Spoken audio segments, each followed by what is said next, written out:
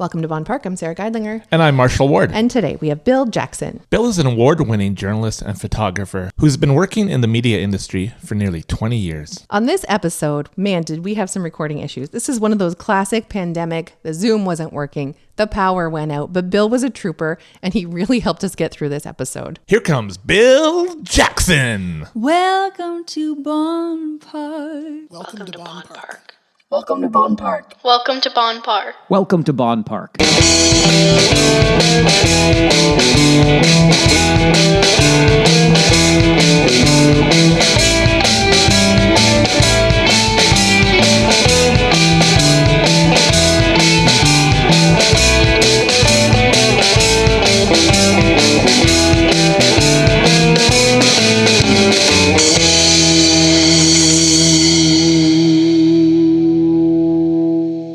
Do you enjoy Bonn Park podcast? If so, we would really appreciate it if you Leave a review, like, rate, subscribe, but most importantly, share directly from the platforms with your family and friends. That's the best way to get the word out to everybody, and more people will get to see our show that way. So click those like buttons and share our show. Thank you. Thanks. On with the show. This is it.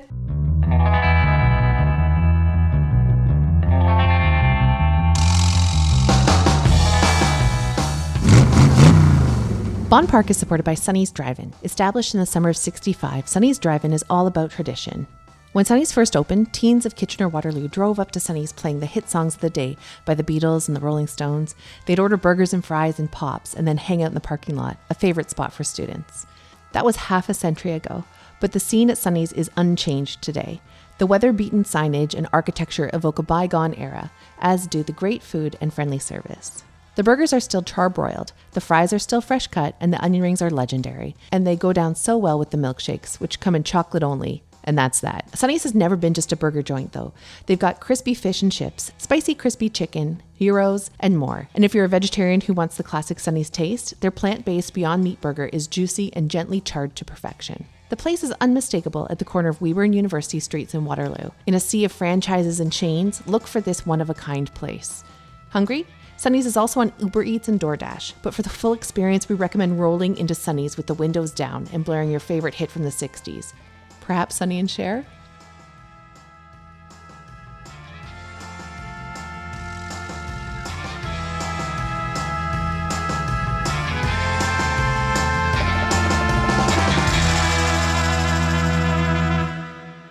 All right. Bill Jackson, thank you so much for joining us tonight. Thank you for having me. Thank you for dealing with our short power outage that our listeners know nothing about. But it was a quick flicker, but enough to reset everything and have me scrambling around the house. Yeah, we actually met Bill together for the first time. We did. Yeah, over a year ago when Bill wrote about us launching our podcast. That's right. And then he wrote about us again for the 1 year anniversary. Which we really appreciate. Yeah, thanks, Bill. Yeah, and you know what? It's no problem. It was great talking to you guys. And I was just saying beforehand how, your show, you were saying before, is akin to Sesame Street and the people in your neighborhood.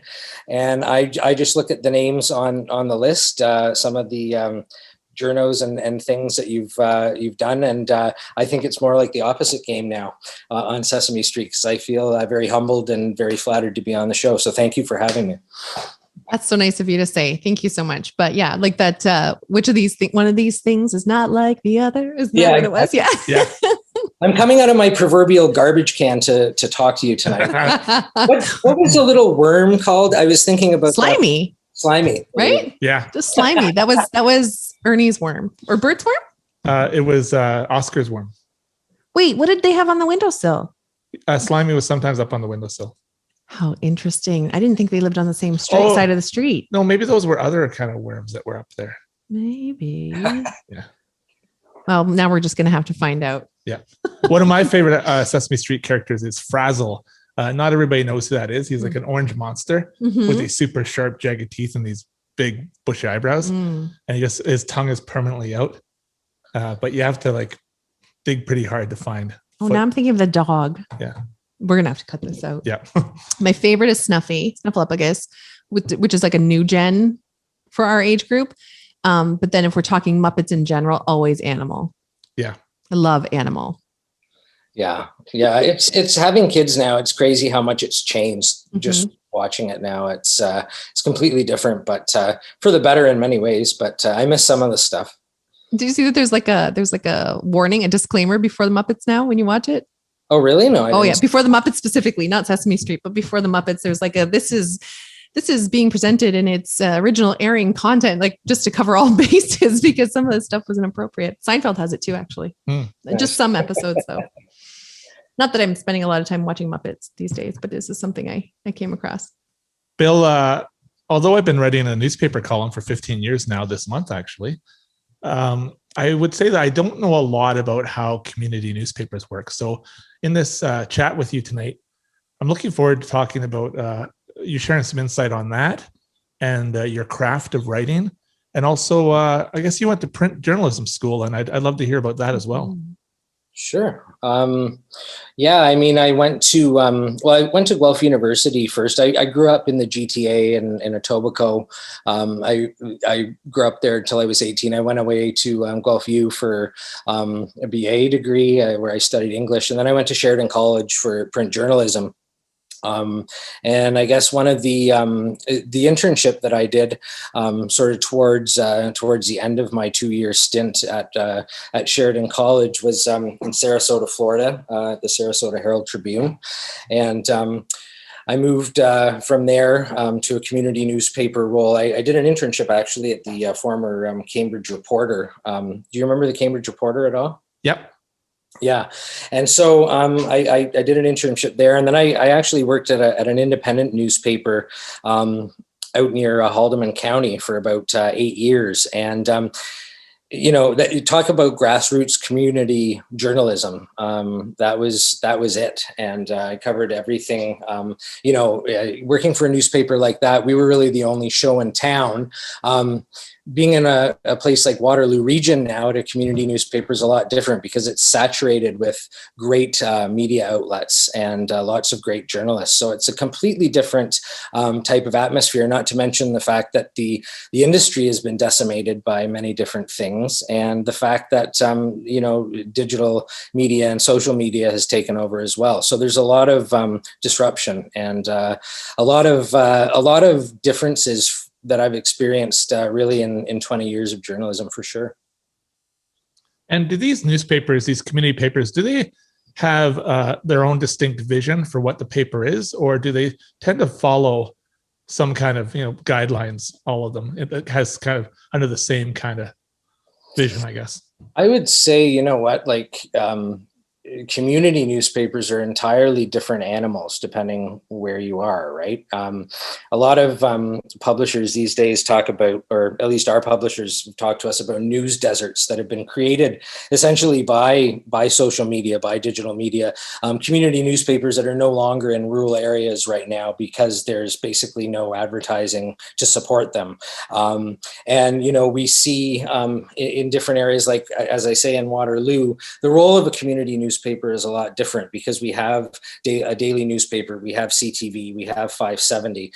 In rural areas, for some people, like a community newspaper might be the only thing that's really bringing them the news each week. And so most community newspapers, I presume, now have a website.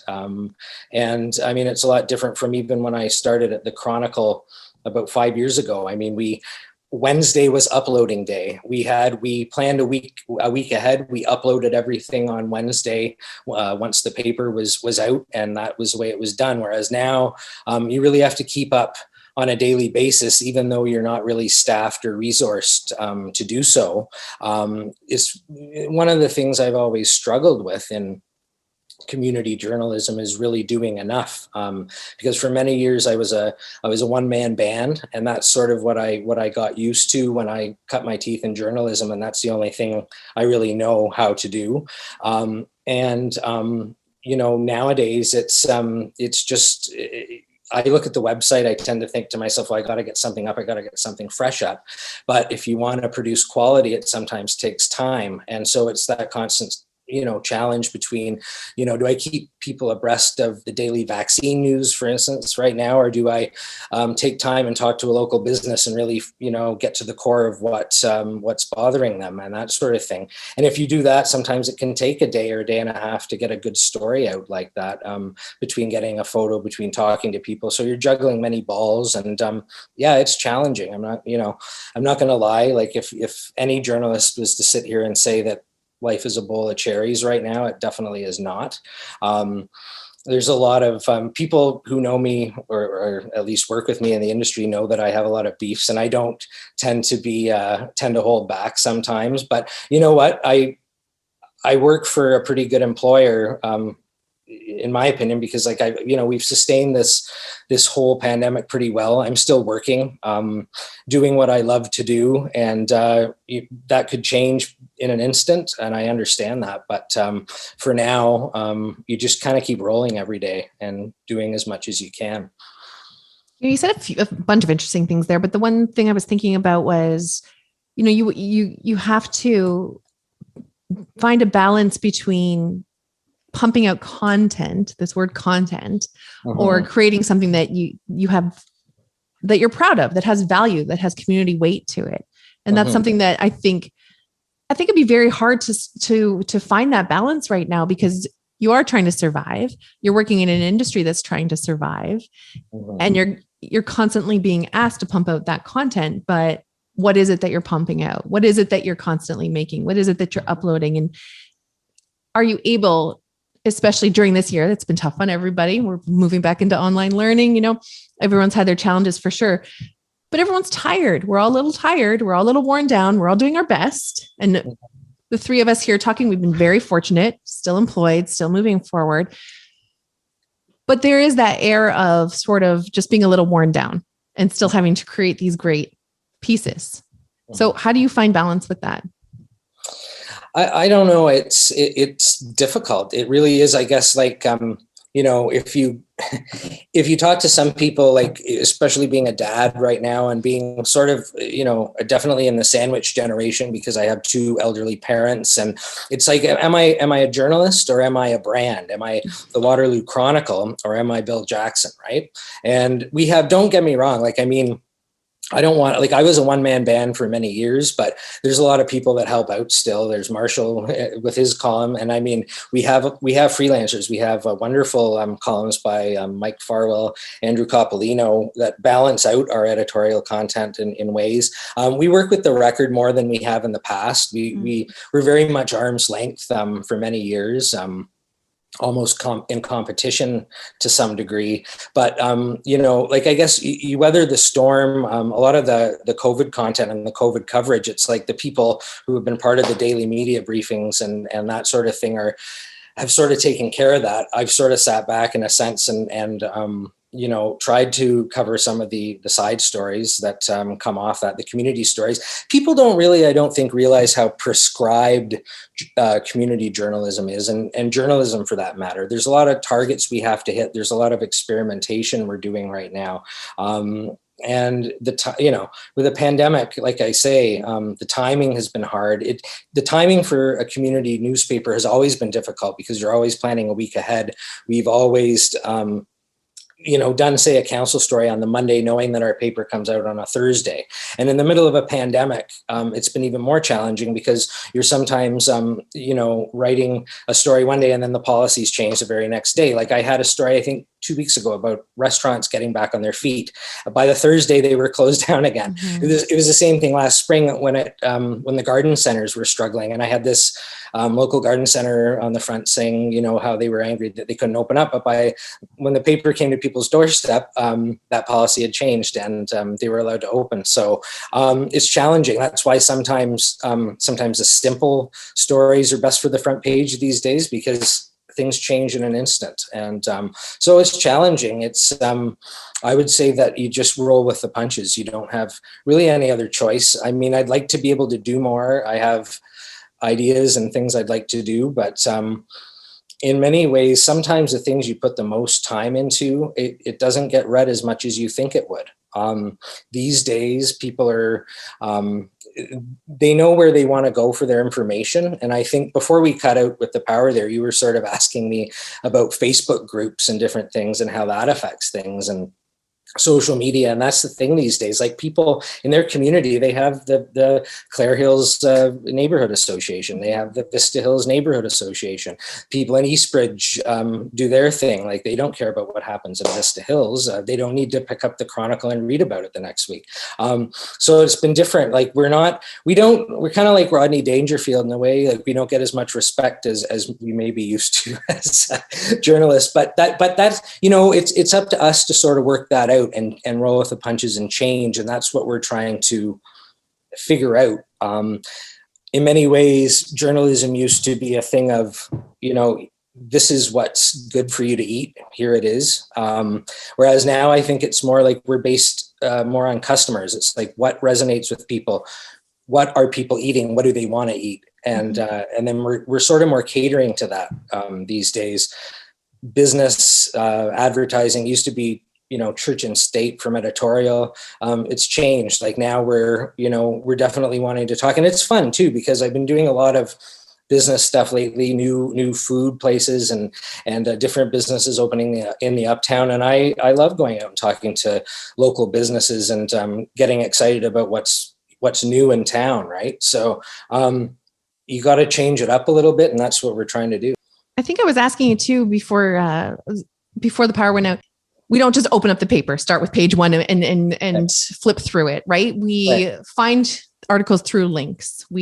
Something is shared with us. We Google a topic and that article might come up, So are you dealing with those analytics and those insights? Are you getting these numbers and having to cater to those numbers? Like, how are people finding that?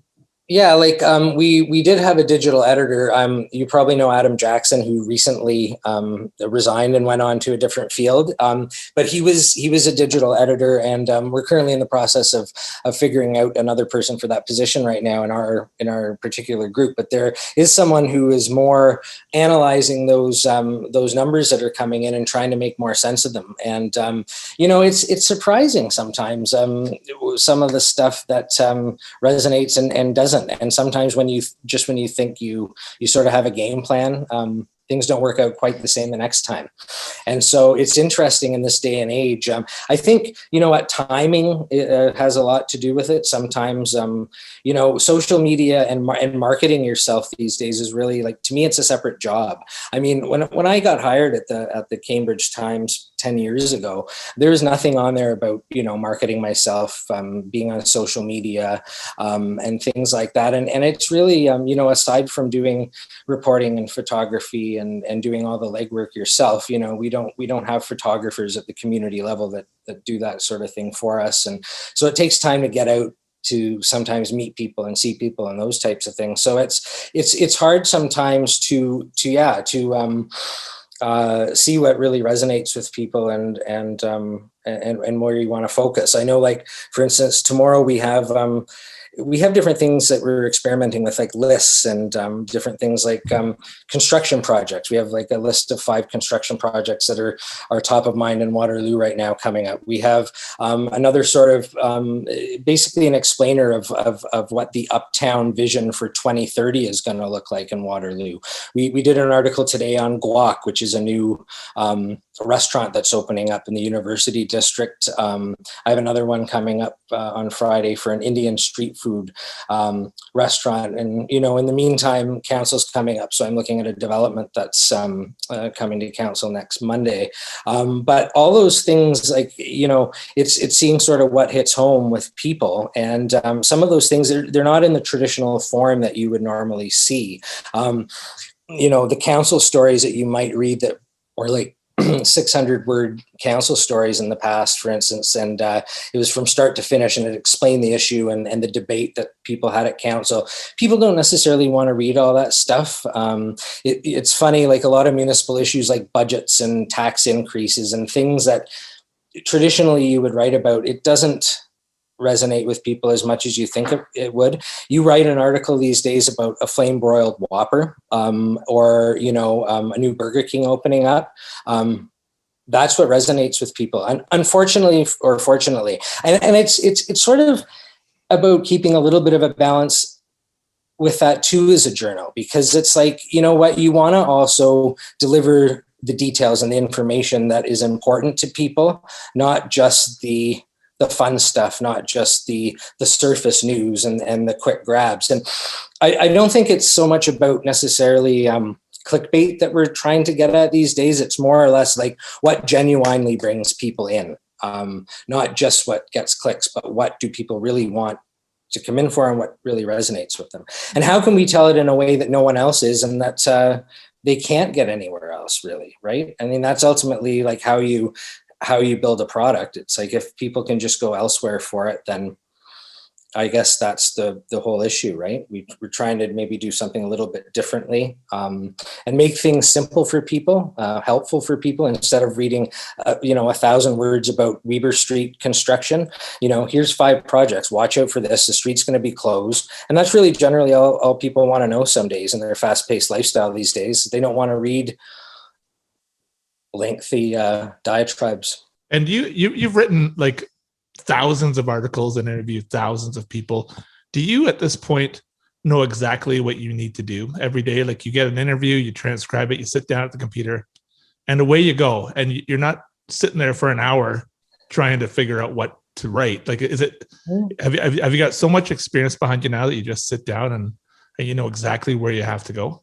I don't know. I think it's every story is different because things can change on a dime, like I say, and sometimes you want to change your focus. The timing is different. I can pretty much sit down and, if I have my choice, like ideally when I go out on a story, I come back, I like to write it right away. It's fresh in my mind. I'm enthused usually about it because I've just talked to the person, and you remember more things, what the person has said and things like that. But when you're a community journalist, it's different in a sense that sometimes you're trying to juggle maybe 5 things at once. You're not under the daily deadlines necessarily, so you're not focused on one single topic. So I know more so at the beginning of my career, but I used to have days where I was out on maybe 5 different things and I'd have like absolutely nothing written. You know what I mean? So there may be 2 or 3 days where you're just hunting and gathering, so to speak. And then you come back, and then Friday is writing day and you write about 3-4 stories. That's not ideally the way I like to do it, because I find things are better fresh in your mind right after you go out on it. But the timing's different. You really have to roll with it, because I don't set the schedule. The people that I interview and the people that my subject matter set my schedule pretty much. So if I want to do something at 9 a.m. one day and tie it in with something at 10 a.m., I try to, do a bunch of things at once. But some weeks it just doesn't work out, and you're sort of left hanging and you have about 5 things covered, but nothing written. So that's why sometimes it's a little stagnant for a while. I think I've run into that a lot with my photography too, where I'll have, 10 shoots and all of a sudden, okay, I've been shooting, gathering this business. Here we go. And now I've got to edit and produce these images and send them back out into the world. And there's always going to be some that you're kind of excited to work on, and some that you're like, oh, I didn't love the lighting on that one. That one's going to be trickier to work on. You've got to go have that same sort of feeling when you're coming home with all this stuff to start pumping out, right? Oh yeah, for sure. There's definitely more complexities. Like I say, like the timing is a big thing too, because you're trying to sort of make things resonate with people. If I tend to get a restaurant or something like that, if I'm working on a business, sometimes it's good for like the weekend. So you kind of want to get that information out to people so they know about it. If it's a council story, we have sort of a thing where we have a story to go, a feature story, usually each Monday morning that's ready to go online. So you usually see something. This week it was about a new system that's been developed to report racism and hate in the local community. And so that was sort of, it was more of a generic feature, but it wasn't too timely. It could have gone at any time for that matter. But it's just sort of juggling the subject matter and trying to make it resonate with people at a certain time. And sometimes, if sources don't get back to you when you want them to, that can affect things as well. People sometimes make promises these days and they don't get back to you as soon as you want. So I always wonder when I read that line, when I read, Bill Jackson did not immediately respond when reached out to. How is that wording? How does it go? Bill Jackson was not immediately available for comment or something. Yeah. What does that mean? Does that mean that Bill Jackson didn't want to get back to you? Or does that mean that you didn't have enough time to wait for him? It could mean all of the above. Yeah, it usually means that sometimes if it's breaking news, I guess it's just the fact that they're not immediately available, and you want to get that news out. You know what I mean? But if it's, usually you try and wait for responses in certain instances. But with online journalism these days, I mean, there's always the opportunity to update your stories. I don't know if it's always a good practice to constantly be doing that. It's a little 1984 to me, little George Orwell. Yeah, we try. I mean, I think it used to be done more sort of haphazardly. I think Torstar and Metroland were sort of developing a little more policy in terms of if a story is posted to sort of say that the story has been altered from a previous form or something like that, or if there's more to come, you sort of make people aware of that. But yeah, if it's breaking news, sometimes it's just that they're not immediately available to comment. You know what it is? Sometimes a lot of people duck journalists these days. They don't want to answer to us because, hey, I'm going to go on Facebook and say what I want, and I don't have to answer to anyone else. There was a business last Friday that in Waterloo that said that it was going to reopen in protest to the regulations. And I had done a story, and it was about a 400-word story, and basically I'd said in it that they hadn't gotten back to me.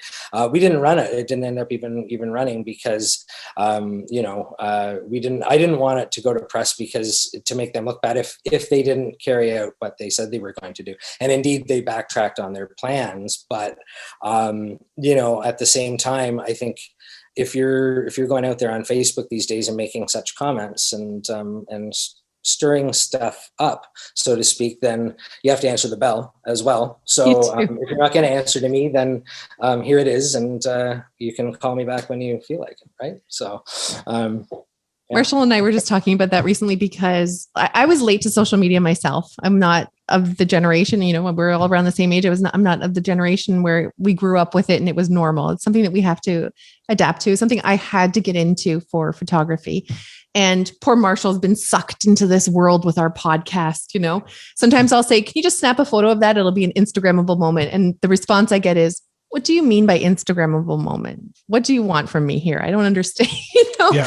But we were just having this conversation about Facebook where Marshall said something that I thought when I joined however many years ago now, it was not that long ago, to be honest, where we said, well, this is just a platform for people that don't get published, and excuse me, to all the Facebookers out there, but yeah, you can say whatever you want, whenever you want. And that doesn't make it news. It's just your opinion to the handful of people that Zuckerberg has decided are going to see that today, what's been dialed in so that your followers and your friends can see that today. But it's such a different animal. Do you think that that's had something to do with the effect on print? Oh, for sure. Undoubtedly. It's had a huge impact on print. I don't know really. There's a lot of discussion these days about, what we can do to limit Facebook and social media channels. I've always been one to think that I kind of want my work to survive organically, and I'd like to see journalism survive organically, even with the digital space that you have nowadays. So I don't know how that's going to end up rolling out. I don't know if government restrictions are are going to answer the question for us, so to speak. But I think something has to be done. I think, first of all, the main onus lies on us is really to change the way we are. And the way I look at it is if people don't want to read what we have and they don't want to consume what we have, then, that's the way it's going to be. I think print journalism, a print product can survive. I'm one of the people the printed word. It's apart from what we can do on this podcast right now. It's apart from what you see on CTV or on the TV media. You may not capture the visual emotion that maybe CTV does. You can't capture maybe the dialogue and the back and forth that a podcast and radio show does. But I think print journalism has always been about detail. It's been about context. It's been about it's been about the record and the chronicle, so to speak, of everyday life. And I don't know. I think in many ways it has to continue it has to continue in the digital space. If it can't continue, then I'm willing to go down with the ship, so to speak. But I'm not gonna do it without a fight. It's been very tough, but we have to figure, I think, a way out of it more than anything. Let's take a moment to hear from our sponsor. We are supported by Classic Indian, fresh and flavorful since 2001. Did you know India is called the land of spices, as no other country in the world produces as many spices? And not only has India exported many spices, but its cuisine is also heavily influenced by thousands of years of trading with Greeks, Romans, and Arabs. Some fascinating facts. Staples like potatoes, tomatoes, and chilies were introduced to India by the Portuguese, and pepper, also known as the king of spices, was invented in South India. Known for their South Indian specialties such as the vegan-friendly Classic Indian signature crispy masala dosas, or their unique take on butter chicken. Whoops, we mean better chicken, as there's no butter used in its cooking. Also known as chicken tikka masala, the world's most famous Indian dishes actually originates from Glasgow, Scotland. Come experience a whole world of flavors from India at Classic Indian, made to order, fresh and flavorful. Celebrating holidays, their classic platters are perfect for potlucks or office meetings, or if you're hosting a party. Why not a buffet at home with their amazing catering trays? This fall, take home Classic Indian's bottled curry sauces and keep them in your pantry for when hunger strikes. Just add your favorite proteins and veggies. Flavorful meals for the family ready in 15 minutes. Or stock up on jars of their award-winning mulligatawny soup. It tastes like a guilty pleasure for vegans and meat eaters alike, but it isn't.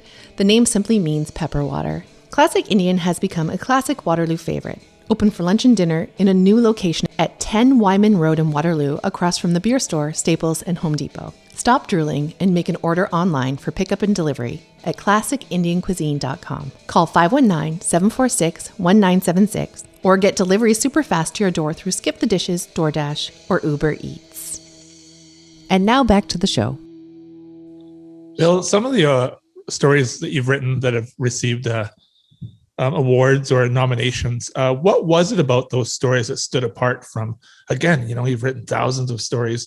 What was it about those? Does something kind of happen in the process of researching and writing those stories where you suddenly just kind of by happy accident grab onto something that really makes it stand apart? Do you mean past stories that I've been recognized for, though? Yeah. Yeah, I wouldn't say, I'd say that sometimes like the things that you wish you were recognized for aren't, and the things that you are sometimes. Like it's the industry awards, I consider them sort of the industry recognizing the industry in many respects. I don't necessarily,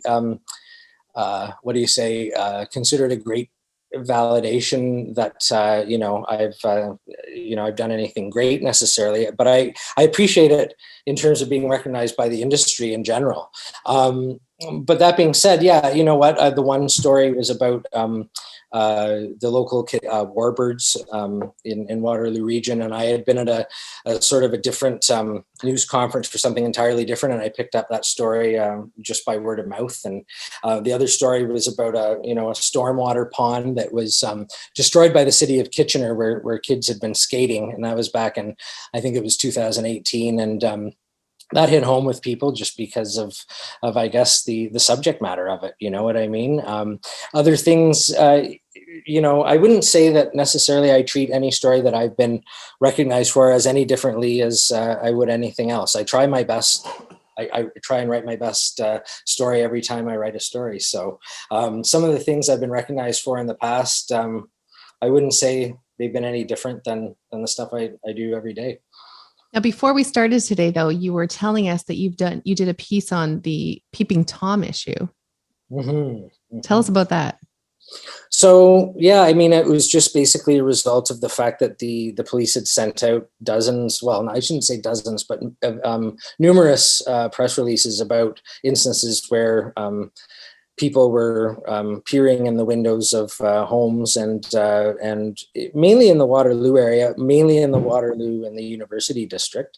And so basically it was just a matter of following up with some of the young ladies and women in the district who had experienced that and were a little nervous and put off about what they felt. And I think the initial story was caught on video, and it was basically some guy had pulled up in front of this house and just started masturbating outside. And so, kind of random. So, it just went from there. And we talked to victim services and women's services about, the impact that can have on victims.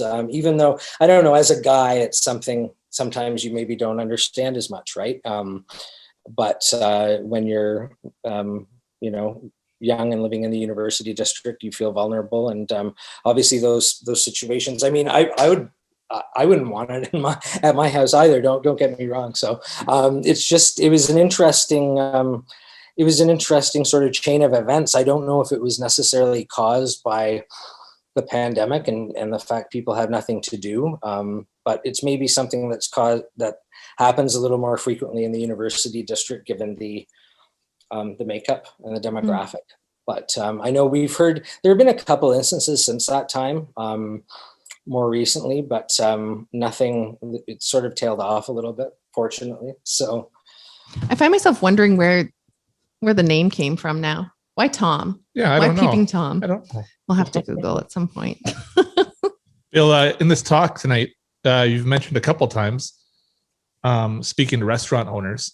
So even pre-COVID, when I think about all the restaurant owners you will have written stories about over the years, do you notice a running thread there with regards to who these entrepreneurs are who open these restaurants? Like, you're always fascinated by that because you're like, there's no way I would do it. Yeah, it's the last thing I would do. Yeah. It just seems like such a massive risk. And then once you do have it open, it seems to completely consume their lives. Is that what you've found, Bill? And then a pandemic kicks you in the teeth. Yeah, that's right. Yeah.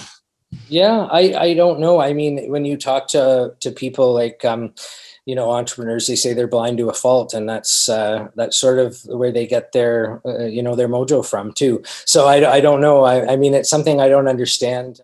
Yeah, just, your question, I guess, was about the entrepreneurship that's prevailing at this time, I guess. And it's amazing. Like, I know when the BIA came to council a couple months back, they had said that, there were 24, I think, businesses to leave the Uptown since the pandemic began, but there were 20 new businesses, I think, to have come in to the Uptown. So it shows you that there's still a tremendous amount of promise in this region and in this city.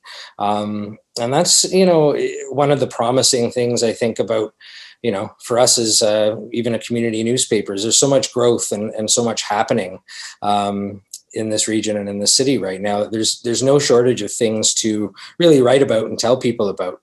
If you were to go back, like say 15 or 20 years and see some of those articles you wrote early on, what would you see in those, in your style of writing? Like, I find sometimes when somebody works at a craft, sometimes in the beginning, they're trying to mimic something they've seen, or they think they're supposed to be writing a certain way. And it takes a while to find that voice. Anyone who follows a band and listens to records knows there's a big difference sometimes between the first and second album compared to the fifth. What would you see in those early stories if you were to sit down and read them from beginning to end? Yeah, that's a good question. I would think that, when I first got into journalism, I tried to tell more of a story. I tried to bring a certain perspective to people. And objectivity and bias. And, there's a lot of discussion about whether we can ever truly be objective in terms of our writing. But I think when I used to write, I maybe wrote a little bit more trying to convey something to people as opposed to just being a spectator. When I worked at a community newspaper, I worked south of Hamilton, and I interacted a lot sometimes with spectator reporters that were out, and I thought of that word sometimes, like spectator, what it truly means to be a spectator. And in terms of reporting, sometimes that's what you're ultimately there for. You're there to be a spectator. You're there to write about what happens. You're there to give a balanced account. And I think, where journalists run into problems sometimes is where is that balance exactly? How much weight do you give to certain voices? How much weight do you give to other voices? But I think where I've changed mostly is that I tend to tell the story. This is what people said. This is what happened. This is, and you make your own decision on what you think about it. And bring the information that people need to know to them and let them decide, as opposed to trying to maybe convey something that this is what happened, or this is what you should think. And And so I think that, you know, has changed. I think as a younger journalist, you're more naive. You know, obviously you sort of kowtow to politicians and marketing maybe a little bit more than I would now. I'm a little wiser and things like that. But I don't know, really. I've always had a genuine spirit. I've always wanted to do things, to convey things in the proper way. I don't think that that's ever really changed for me. You know, the one thing, as I say, like I have a strong opinion about things. I don't really voice it. I don't voice it on social media. I don't voice it in a column much because I'm just so busy and because there are other priorities that take things away. But I think that, you know, when the time comes, it's like maybe that's something I might want to explore more. But I don't like mixing the two. And so if, you know, I had a job for many years where I wrote a column and I also covered city council and I also covered like political issues. And I think you have to separate the two. You can't be going out on the beat and covering council and covering provincial politics and then coming back and writing a column about it. And that was something that was asked of me before more by sometimes my past editors to do that. But I think that if you're a columnist, if you're an opinion writer, and if you're trying to sway people or you're trying to sort of convey a certain perspective, then that's what you're doing. If you're reporting, if you're a spectator, then that's what you're doing. So that's the way I would say, like, what's changed for me since the beginning, I would say. So I wanted to take a second and jump in a little time machine here. We really haven't touched on what brought you to this type of work. We know you've been working as a journalist for 20 years, a couple of decades here. We know that you've had a few different jobs at different publications. How did this all get started for you? Really, it was just all about getting into a field. Like I wanted to do something different each day. I was always more of a writer growing up. I wanted to tell. I actually, before I went to Guelph University, I had applied at Ryerson for their journalism program, but I didn't get in because at that point in time, they wanted sort of a portfolio, which I didn't really have any. I didn't really write for a newspaper during high school, and there were only limited spots in that program. I did get into the program at Carleton, but I elected to go to Guelph U. And when I got out of university, job options were not plentiful. I remember I got a job I was going to get a job at a bakery doing inventory, and it might have ended up paying me a lot more than what I'm doing now. But I went on from there to basically decide that I wanted to go to journalism school, and at Sheridan, basically it pulled me in. Just the engagement with civics. I don't think, in my younger days, attending elementary and post-secondary or secondary school rather, that civics weren't really a priority in terms of our curriculum. Like I think when I got to journalism, it wasn't until after university that I learned so much about just community and the way things happen and the inner workings of our society. And it really to this day, just being a part of the everyday inner workings of what happens in our community, that's what drives me. Like a lot of people, like I say, there are a lot of cheerleaders in the community. There are a lot of people who say, they do things for, to improve the lives of others and to do things for others. And I do that. Like, I look at myself as providing a service to this community, but I do it in many respects for myself because it's so interesting and I love it. And it gives me back so much. And I can't imagine doing something else. When I think of other options out there, whether it be, working for a company or marketing someone else's product or doing things like that, I don't think it would make me nearly as happy as talking to people every day that are making the community run, so to speak. So that's why I do it.